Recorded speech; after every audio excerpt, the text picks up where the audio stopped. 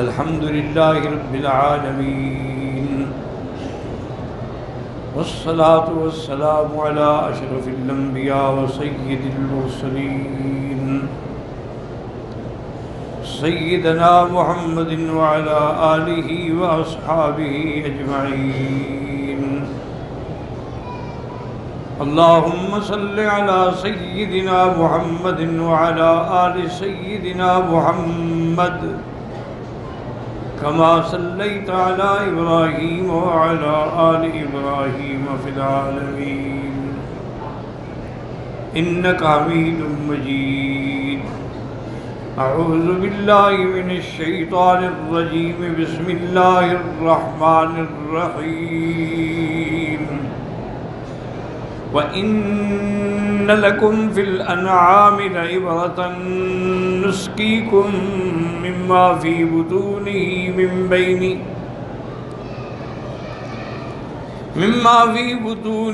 مِن بَيْنِ فَرْثٍ وَدَمٍ لَبَنًا خَالِصًا صَائِغًا لِلشَّارِبِينَ وَمِن ثَمَرَاتِ النَّخِيلِ وَالْأَعْنَابِ تَتَّخِذُونَ مِنْهُ سَكَرًا وَرِزْقًا حَسَنًا إِنَّ فِي ذَلِكَ لَآيَاتٍ لِقَوْمٍ يَعْقِلُونَ. وَأَوْحَى رَبُّكَ إِلَى النَّحْلِ أَنِ اتَّخِذِي مِنَ الْجِبَالِ بُيُوتًا وَمِنَ الشَّجَرِ وَمِمَّا يَعْرِشُونَ ثُمَّ كُلِي مِن كُلِّ الثَّمَرَاتِ فَاسْلُكِي سُبُلَ رَبِّكِ ذُلُلًا يَخْرُجُ مِن بُطُونِهَا شَرَابٌ مُخْتَلِفٌ أَلْوَانُهُ فِيهِ شِفَاءٌ لِلنَّاسِ إِنَّ فِي ذَلِكَ لَآيَاتً لِقَوْمٍ يَتَفَكَّرُونَ. اللہ تبارک و تعالی نے کلام مقدس کی ان آیات میں اپنے بندوں کو خطاب فرمایا ہے کہ میرے انسانوں کے تمہارے لیے ہم نے جانور بنائے پیدا کیے ہیں، یعنی ابل، بکر، غنم، ہر قسم کے جانور. لعبرہ، اس میں تمہارے لیے دلالت ہے. اللہ کی حکمتوں پر یہ سب سے بڑی نشانی ہے. نسقیکم مما فی بطونہ، اللہ تبارک و تعالیٰ ان کے اندر جو ہے وہ تمہیں پلاتے ہیں، اور وہ دودھ جو ہے من بین فرث و دم، ایک طرف گوبر ہے ایک طرف خون ہے، اس کے درمیان میں ہے لبنا خالصا سائغا للشاربین، ایک ایسا دودھ ہے جو خالص بھی ہے، یعنی ہر قسم کے اثرات سے خالص ہے، اور پینے والوں کے لیے بڑا لذت اندوز شراب ہے.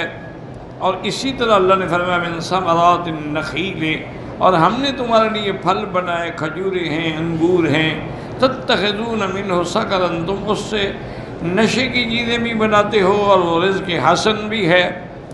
ان فی ذلک لآیات لقوم یعقلون، ان سب چیزوں میں نشانیاں ہیں لیکن ان قوموں کے لیے جو سمجھتے ہیں، جو عقل رکھتے ہیں. اب سمجھیں کہ اللہ کے نظام کو کوئی دنیا کی طاقت یہ نہیں کر سکتی ہے کہ انسان کے پیٹ کے اندر اللہ نے کیسی مشینری لگا دی ہے کہ وہ جو گھاس کھاتے ہیں، چرتے ہیں، معدے میں آتا ہے، پہلے کیلوس ہوتا ہے، پھر کیموس ہوتا ہے، پھر اس کے اندر اللہ کا نظام ہے کہ جو خون پیدا ہوتا ہے وہ تو جگر کو دے دیا جاتا ہے، پھر جگر تقسیم کرتا ہے سب شرائین، اور ایک آنکھ سے اس کے گوبر جو ہے وہ نکلتا ہے، اور ایک سے اس کا پیشاب خارج ہوتا ہے، اور اس کے درمیان میں اللہ نے ایک ایسی لائن رکھی ہے جس میں خالص دودھ ہے. اور اللہ نے فرمایا میرے بندے دیکھو کہ میں نے تیرے دودھ کے لیے، تیرے رزق کے لیے کیسی حفاظت کی ہے کہ اگر ذرا سا بھی لیکیج ہو جائے اور خون اس میں مل جائے تو تم نہیں پیو گے. اسی طرح خدا نہ خواستہ اگر بول و براز کی کوئی لائن لیکیج ہو کے اندر آ جائے پھر بھی تم نہیں پیو گے.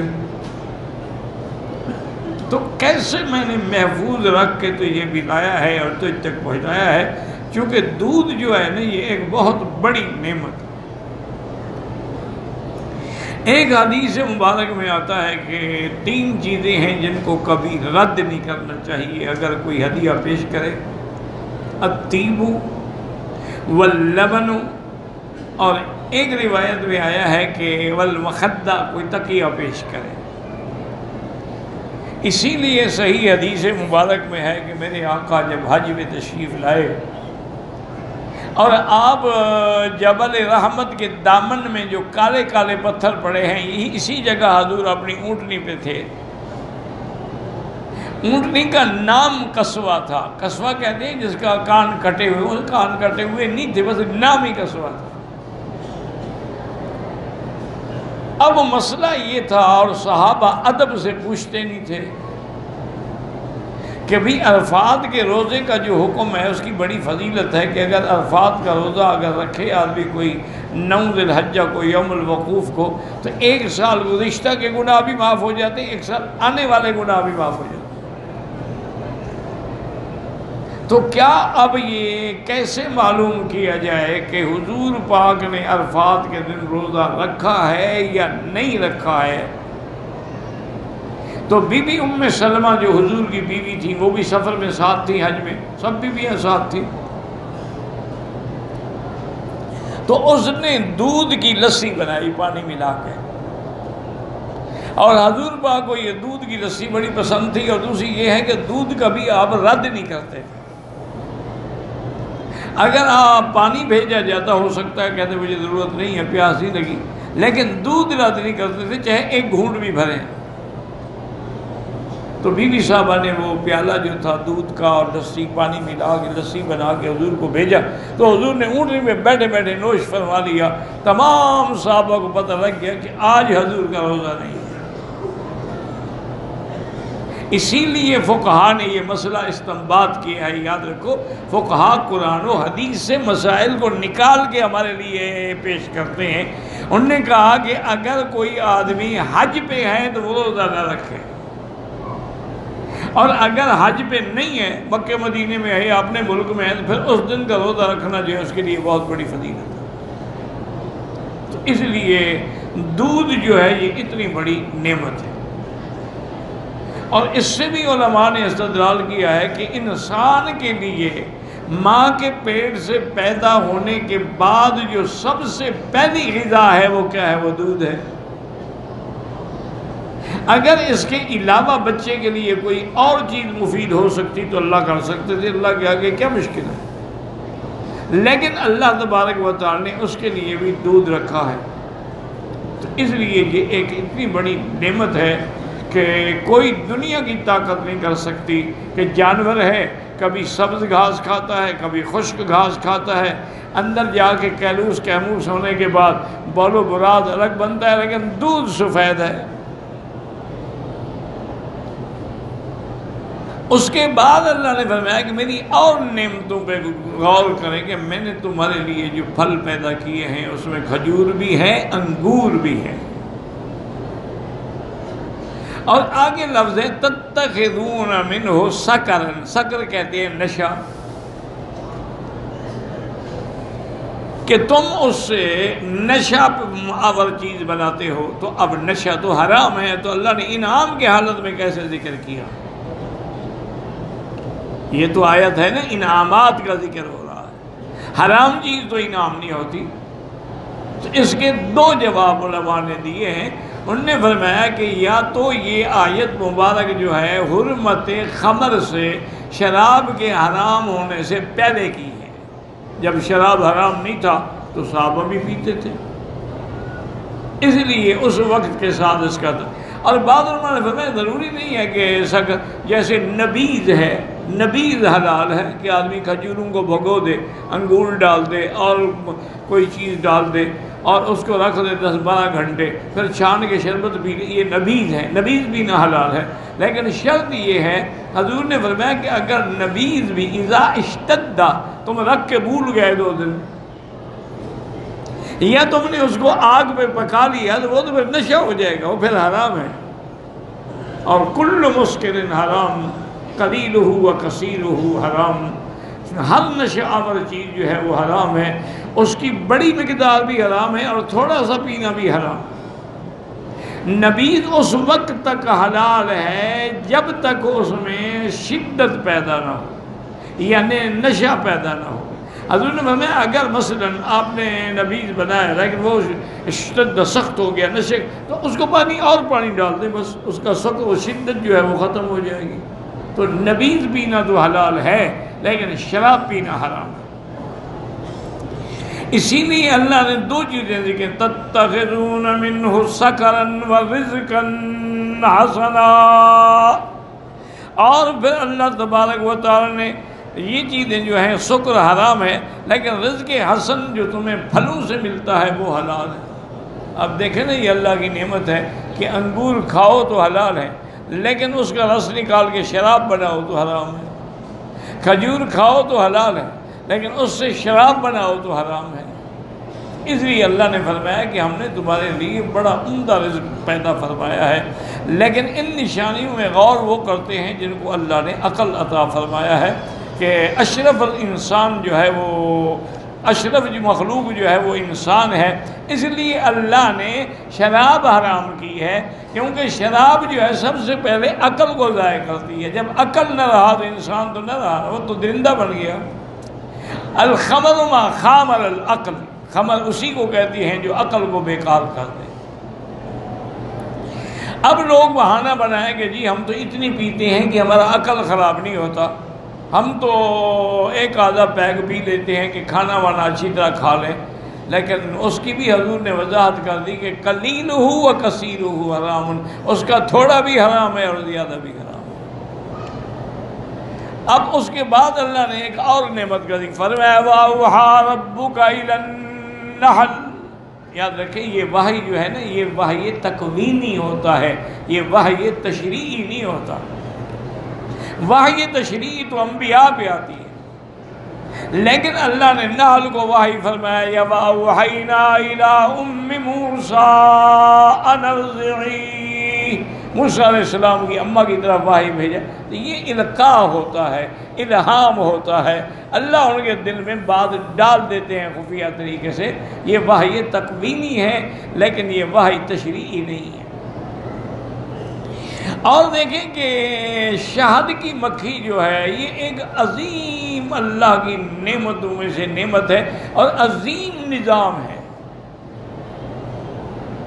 اور کوئی ایسا کیڑا مکوڑا نہیں جو ایسے گھر بناتا ہو جیسے شہد کی مکھی بناتی ہے۔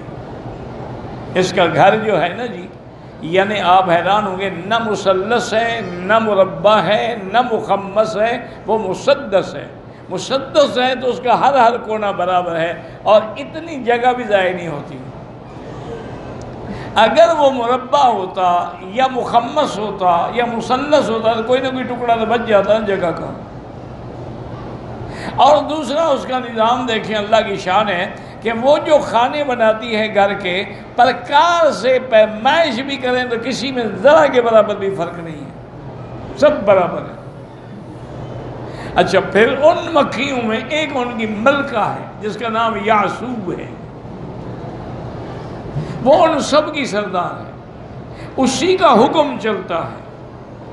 اسی طرح اس نے یعنی اپنے اس چھتے کے باہر کچھ پہرے دار گارڈ بھی معین کیے ہیں کہ اگر کوئی مکھی زہریلی چیز کھا کے آ رہی ہے تو اس کو باہر مار دو، اندر نہ آنے دو، تاکہ شاید سب کو خراب نہ کر دے۔ تو ان کے پہرے کا بھی انتظام ہے۔ اور پھر وہ یعصوب مکھی جو ہے اس کا ایسا مقام ہے کہ جہاں وہ بیٹھے گی سب اس کے ارد گرد جمع ہو جائیں گے۔ اور اللہ تبارک و تعالیٰ نے اس کو یہ بھی حکم دیا ہے کہ تم پہاڑوں پہ یا درختوں کے اوپر جو ہے یا جو بیلیں ڈالنے کے لیے چھپر بناتے ہیں ان پہ اپنے چھتے بناؤ، کیونکہ وہ اونچے ہوں گے تو محفوظ رہیں گے، کسی کا ہاتھ نہیں لگے گا، کوئی ایسی خطرناک چیز اس میں نہیں آ سکے گی۔ تو اللہ نے فرمایا کہ یہ سب میں نے تیرے لیے پیدا کیا ہے، اور پھر اللہ نے اس کو یہ بھی حکم دیا ثم کلی من کل الثمرات. یاد رکھیں یہاں کل کا معنی یہ نہیں ہوتا کہ تمام دنیا کے پھل. تمام دنیا کے پھل وہ کیسے کھا سکتی ہے؟ یعنی اگر چھتا ہو پاکستان میں یا ہندوستان میں تو طائف کے پھل کیسے کھانے کے لیے آ جائے گی؟ معنی یہ ہے کہ وہاں جو موجود ہیں، جیسے کہ ہدہد نے آ کے حضرت سلیمان سے کہا تھا کہ میں نے دیکھا ہے ایک ملکہ ہے حکومت کر رہی ہے، وَأُوتِيَتْ مِنْ كُلِّ شَيْءٍ، اس کے بعد ہر چیز ہے. ہر چیز کا معنی یہ تھوڑا ہے کہ ہوائی جہاز تھے اس کے بعد، اس وقت ہوائی جہاز تو بنے ہی نہیں تھے. معنی ہے کہ اس وقت جو ضرورت کی چیزیں ہیں وہ اس کے پاس سب موجود ہیں. اسی طرح اللہ نے حضرت ابراہیم علیہ السلام کو بھی فرمایا تھا جب انہوں نے کہا کہ یا اللہ مردوں کو زندہ کیسا کرتے ہیں، تو اللہ نے حکم دیا کہ تم ایسا کرو کہ کچھ پرندے پکڑ لو، پھر ان کو ذبح کرو، پھر ان کا گوشت بناؤ، پھر ان کو آپس میں ملا دو. قال خذ أربعة من الطير فصرهن إليك ثم اجعل على كل جبل، پھر ہر پہاڑ پہ ان کے ٹکڑا ٹکڑا گوشت کا رکھ دو. اب ہر پہاڑ سے مراد یہ تھوڑا ہے کہ مکے کے پہاڑوں پر بھی رکھنے آئے تھے شام سے، مانے اس وقت جو سامنے پہاڑ تھے. اس لیے حکم ملا کہ کلی من کل الثمرات. اور اللہ کا انعام دیکھیں فَاسْلُكِي سُبُلَ رَبِّكِ ذُلَلًا، اللہ نے اس کی فضا میں راستے پیدا فرمائے ہیں کہ وہ جتنی دور چلی جائے اسی راستے سے اپنے چھتے پہ پہنچ جائے گی. اگر اللہ اس کو یہ راستے نہ سمجھاتے وہ تو بھٹک جاتی نا جی، نکل جاتی کبھی ادھر کبھی ادھر کبھی، تو اپنا چھتا تو اس کو ملتا ہی نہیں. اللہ ہم نے اس کے لیے راستے بنائے ہیں اور راستے اس کے لیے ہم نے آسان کر دیے ہیں کہ وہ اس کے تابع ہیں، وہ اسی پر چل کے اپنے چھتے تک پہنچتی ہے. یخرج من بطونها شراب مختلف الوانه، اللہ نے فرمایا پھر اس کے بطن سے ہم ایسی چیز تیار کرتے ہیں پینے کے لیے مختلف الوانہ، جس کے رنگ مختلف ہوتے ہیں. کیا معنی؟ کبھی دیکھو نا شہد سفید ہوتا ہے، پہاڑوں کا سفید ہوتا ہے، کبھی دیکھو تو شہد سرخ ہوتا ہے، کبھی دیکھو تو شہد جو ہے وہ زرد ہوتا ہے، جیسے پھولوں کا ہے، سبزے کا ہے، فروٹ کا ہے، تو اس کا رنگ بھی بدلتا ہے.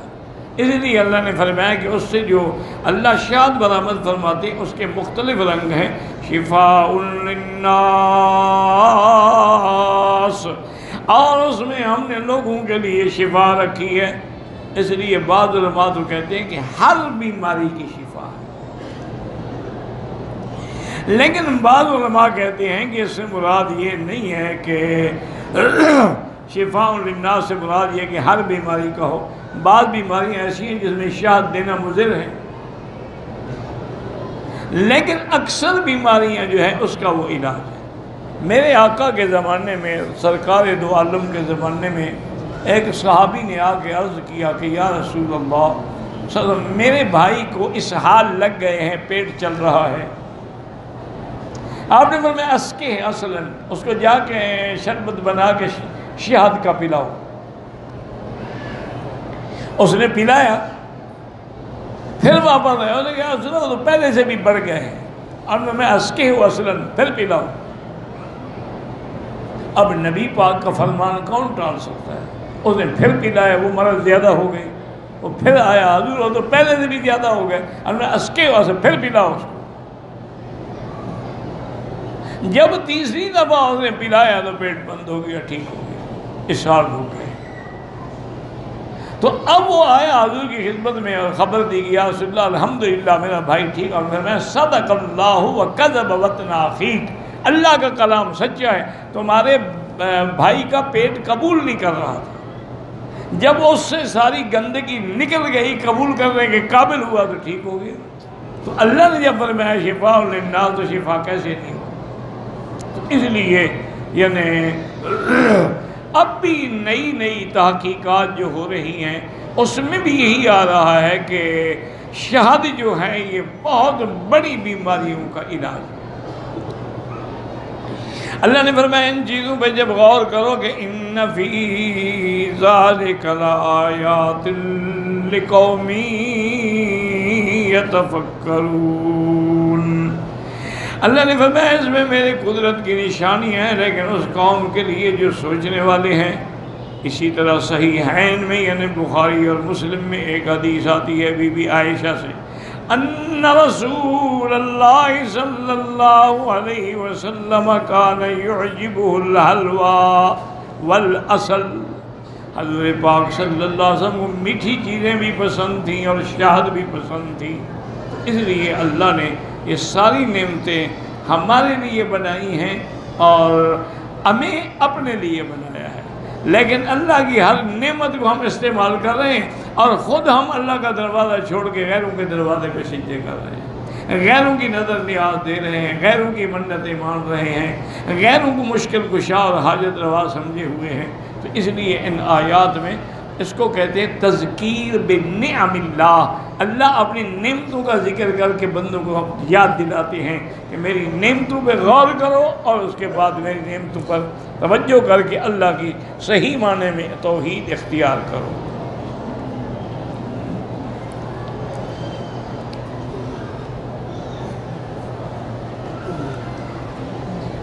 اللہ اکبر۔